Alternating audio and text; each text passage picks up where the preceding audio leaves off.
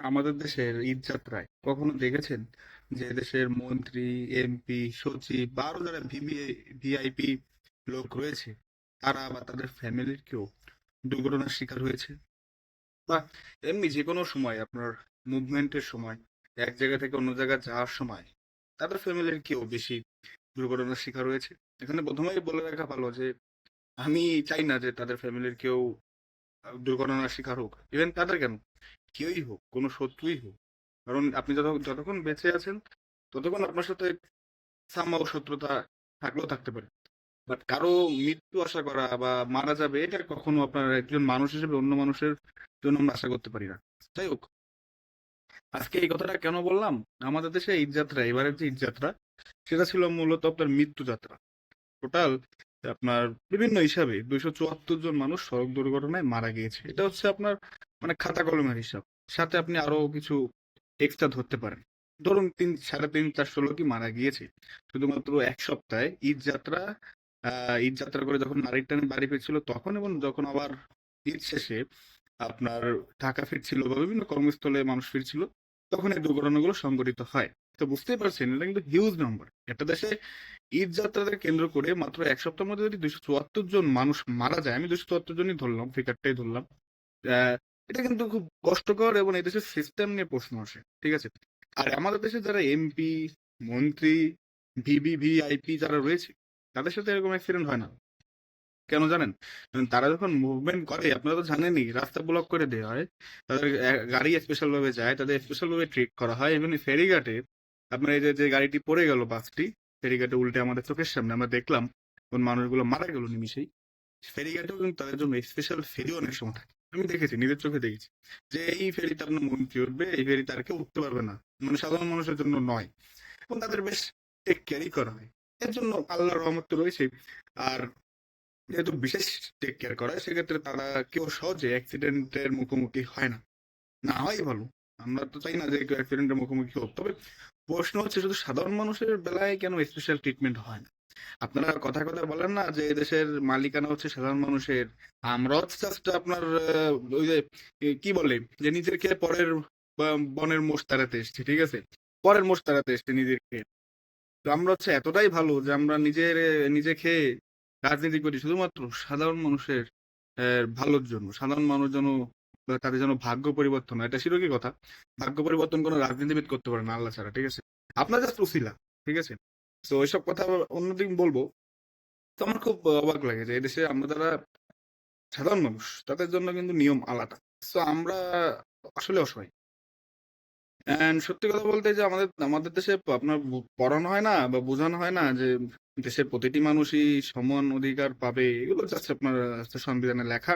এগুলোর প্র্যাকটিক্যাল আমরা দেখি না, প্র্যাকটিক্যাল কোনো প্র্যাকটিসও দেখি না। হ্যাঁ, এটা বিশ্বের অনেক দেশেই নাই আপনি বলবেন। তবে ইউরোপে আমেরিকাতে আমরা যে দেশগুলোকে আইডল মনে করি এবং ভিসার সুযোগ পেলেই আমরা দৌড় দিই সেই দেশগুলোতে, সেই দেশগুলোতে কিন্তু এতটাও তফাৎ দেখা যায় না। ঠিক আছে, সেখানে আপনার নাগরিকদের অ্যাটলিস্ট রোড সেফটিটা ইনশোর করার চেষ্টা করা, এটা তো আপনি একদম ইনশোর করতে পারবেন না, কারণ অ্যাক্সিডেন্ট হতেই পারে। বাট যতটা সম্ভব মানব কারণে যেন বেশি ক্ষয়ক্ষতি না হয় বা বেশি অ্যাক্সিডেন্ট না হয় বা সিস্টেমের জন্য, এটা কিন্তু দেখা হয়। বাট আনফর্চুনেটলি বাংলাদেশে দেখা হয় না। বাংলাদেশে দেখা হয় না কারণ কি? কারণ বাংলাদেশের সরকার বা যারা অ্যাডমিনিস্ট্রেশনে রয়েছে তারা জানে যে সাধারণ মানুষ মরলে কি হবে। 18-20 কোটি মানুষের একটা দেশ, মরলই না কিছু সাধারণ মানুষ। শুনতে খারাপ লাগছে আপনাদের হয়তো, বাট ইটস ট্রু। সাধারণ মানুষ মরলে 25,000 টাকা হচ্ছে আপনাকে প্রশাসন দিবে প্রাথমিক ক্ষতিপূরণ হিসেবে তারা বলে। আর আহত হলে 15,000 টাকা। বাস শেষ। আপনার আমার জীবনের মূল্য 25,000 টাকা। আহত হলে হাত পা নেই থেতলে গেছে 15,000 টাকা। বিগ ডিল সত্যি কথা বলতে। সরকারি কর্মকর্তাদের চোখে এটা বিগ ডিল, কারণ আমরা তো প্রজা। আমাদের দেশের নামেই তো রয়েছে গণপ্রজাতন্ত্রী বাংলাদেশ।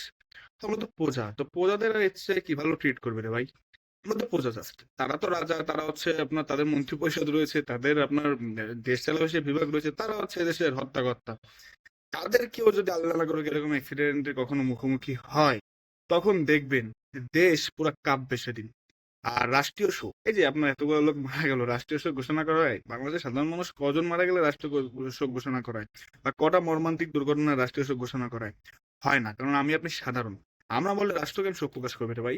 মরে গিয়েছি ভালো হয়েছে, বেকার মানুষ, ছোট ছোট চাকরি করি, মরে গিয়েছি ভালো হয়েছে, সরকারের জন্য সুবিধাই হয়েছে, কারণ সরকারও মানে এত মানুষের জীবন কি উন্নত করা যায় নাকি? মরে গেছে ভালো হয়েছে, আল্লাহর মাল আল্লাহ নিয়ে গেছে।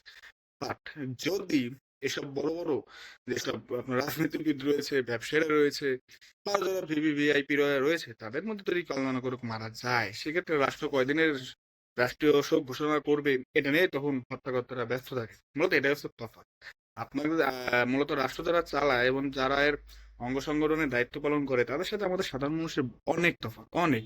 এটা আকাশে আপনি তো মাটিতে বসে যেমন চাঁদ ছোঁয়ার স্বপ্ন, বা চাঁদ আর আপনার মাটির দূরত্ব যেমন, তার চেয়েও বেশি আমাদের দেশের সাধারণ মানুষ এবং সরকারের যে দায়িত্বপ্রাপ্ত লোকেরা রয়েছে তাদের জীবনযাপন, তাদের আচার আচরণ এবং তাদের লাইফ স্টাইলের মধ্যে এবং তাদের থিঙ্কিং এর মধ্যেও।